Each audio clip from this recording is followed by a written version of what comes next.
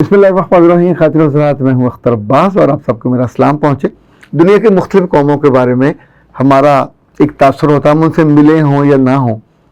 अरबों के बारे में हम आम तौर पे मनफी तौर पे सोचते हैं। पहले हमारा ख्याल था कि बहुत ज़्यादा समझदार नहीं होते, अचानक इनके पास दौलत आ गई है और अमीर हो गए, फजूल खर्च है। लेकिन जब जब आपको अरबों से मिलने का मौका मिलता है तो आपको अंदाज़ा होता है कि हाउ क्रिएटिव दे आर। ज़्यादा पैसा है लेकिन पैसा खर्च करने का भी उनको ढंग आता है। मुझे इसका तजर्बा कतर में भी हुआ, दोहा में, उफ़ल्लाह अमेजिंग।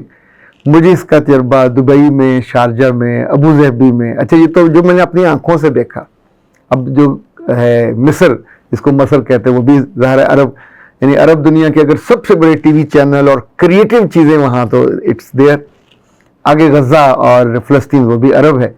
यानी ये वो चीज़, ये तो वो लोग हैं जहाँ मुझे फर्स्ट हैंड मिलने का, लोगों से मौका मिला, उनको देखने का, उनकी कामों को भी देखने का मौका मिला, अरब न्यूज़ से लेके। अच्छा, इसी तौर पे तुर्की में भी बहुत सारे अरब हैं, सबकी कोई ना कोई अपनी खूबी खसूसियत होती है। कभी आपने सोचा अल्लाह के मुनसिफ मिजाजी में एक जो बहुत ही खूबसूरत चीज़ है कि वो लोगों का हक नहीं रखता। अगर कोई किसी खूबी में मुमय्यज़ है, मुमताज़ है, आगे बढ़ता है, तो उसकी वो ऐसी रिकग्निशन करता है कि इंसान हैरान रह जाता है।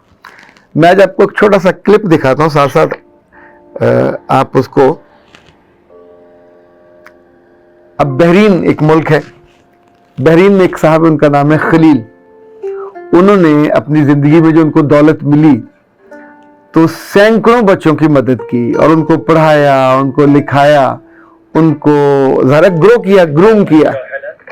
एक रोज़ क्या हुआ कि वो अपने ऑफिस जाने के लिए, ज़रा बंदे का टाइम होता है, तो एक सिग्नल पे पहुंचे तो सिग्नल बंद हो गया और एकदम से वहाँ दो लड़के आए और उन्होंने आके सामने एक, जैसे आप ब्लॉक कर देते, फिर साथ ही अनाउंसमेंट होनी शुरू हुई, फलां साहब, और उसकी कंपनी की गाड़ी आके आगे खड़ी हो गई। उसके उन साहब की तस्वीर, खलील साहब की, और साथ ही कि आप हैं जिसने हमारी कफालत की थी।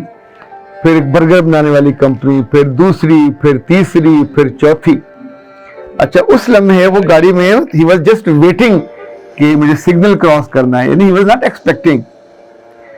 जैसे जैसे ये मंजर बदल रहे थे, उसकी आंखों से टप टप आंसू गिर रहे थे।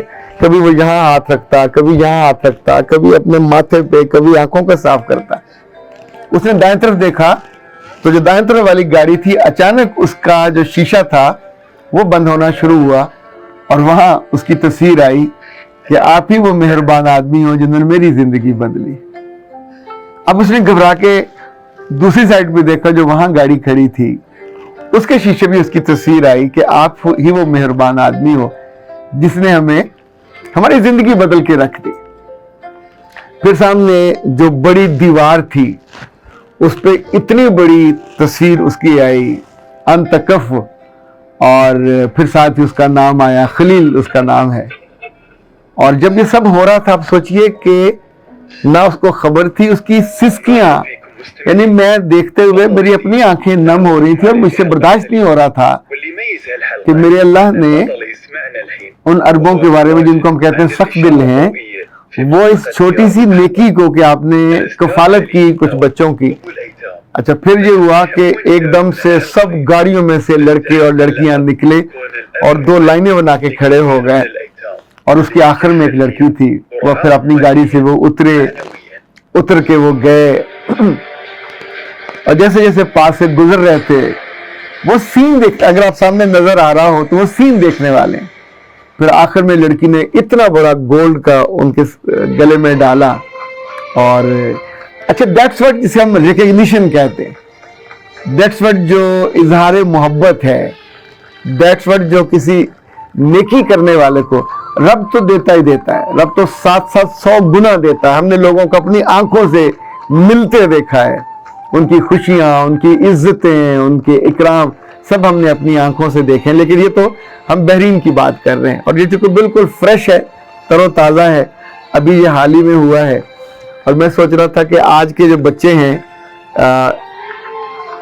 ये वो हैं خلیل صاحب.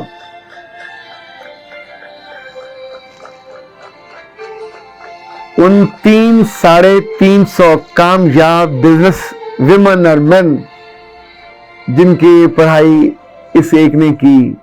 صدقہ جاریہ ویسے کیا چیز ہے؟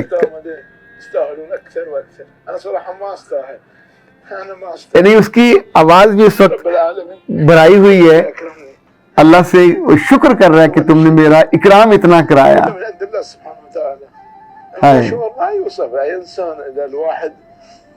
يعني يحس الناس يقدرونه يحبونه, هذا دافع لكل واحد. شكرا لكم واجد واجد صراحة. اچھا, اس کا ایک ایک لفظ جو ہے وہ شکرانے سے بھرا ہوا ہے. اچھا, جس بات کو میں اس سے منطبق کرتا ہوں یا اس سے ڈرائیو کرنا چاہتا ہوں کہ ہمارے ہاں بھی تو بہت سے لوگ ہیں جو نیکی کے کام کرتے ہیں.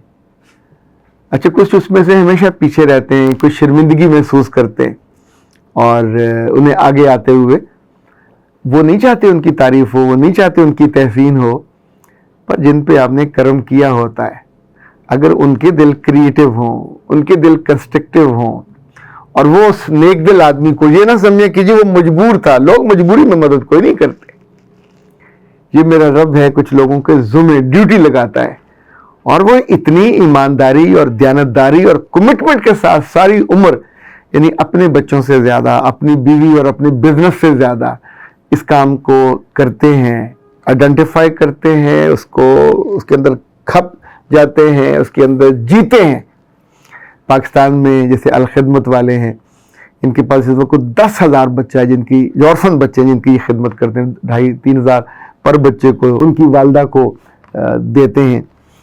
الفلا والے ہیں, اس طرح کتنے اور لوگ بھی ہیں کہ یہ پچھلے دنوں میں اسلام آباد گیا ہوا تو وہاں HHRD والوں نے بتایا کہ جن بچوں کو, وہ بھی کوئی 2,500 بچوں کو پچھلے 8-10 سالوں سے پال رہے ہیں, میٹرک کرتے ہیں پھر آگے چلے جائیں. اب انہوں نے کہا ہم نے پروگرام بدلا ہے, ہم ان کی کالج اور یونیورسٹی کی جو ایجوکیشن ہے ٹل کہ وہ جاب پہ چلے ہم سب سنبھالتے ہیں. مجھے زیارت کوئٹہ جانے کا موقع ملا, وہاں جو ہجرا کالج اور اسکول ہے وہاں بھی بہت سارے orphan بچے ہیں جن کو کوئی, یعنی جن کی کل تنخواہیں یا آمدنی گھر والوں کی 2,000-2,500 میکسیمم, ان کو وہ مہینے کا 10 سے 15-20 ہزار ان پہ خرچ اٹھتا ہے. تو اللہ کی مرضی کے بنا تو یہ نہیں ہوتا, وہ لوگوں کو چنتا ہے اور پھر ان کو کسی ایسے نیک دل نیک روح کے حوالے کرتا ہے. وہ نیک دل اور نیک روح آپ بھی تو ہو سکتے ہیں.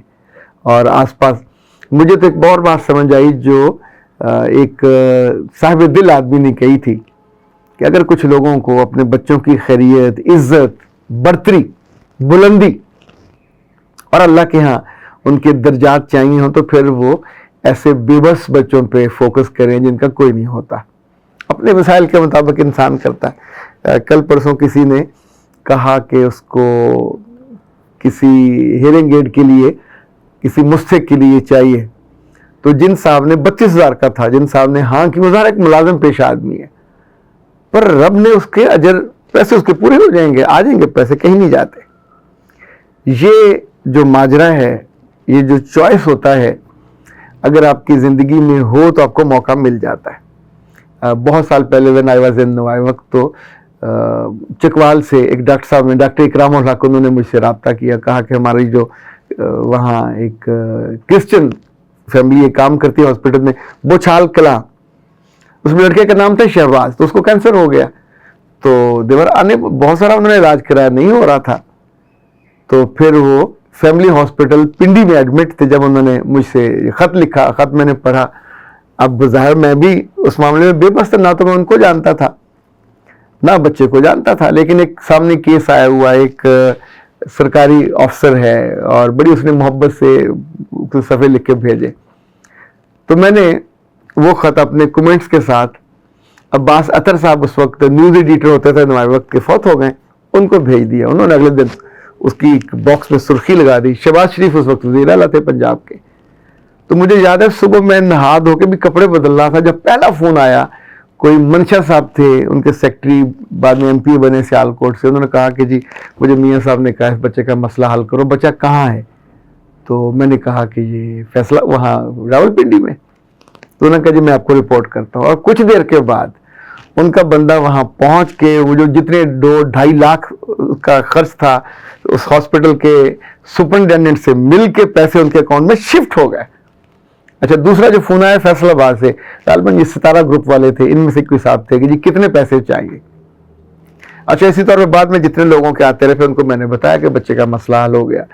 اللہ نے اس بچے کو آرام بھی دے دیا، یعنی اس اٹیک سے وہ بچ گئے، ورنہ کینسر سے زیادہ دقت ہوتی ہے. پھر کافی وہ زندہ رہا، لیکن اس کے بعد پھر دوبارہ بیمار ہوا. لیکن یہ جب وہ فوت ہوا تو پھر مجھے انہوں نے بلایا وہاں چکوال بوچھال کلا میں گیا.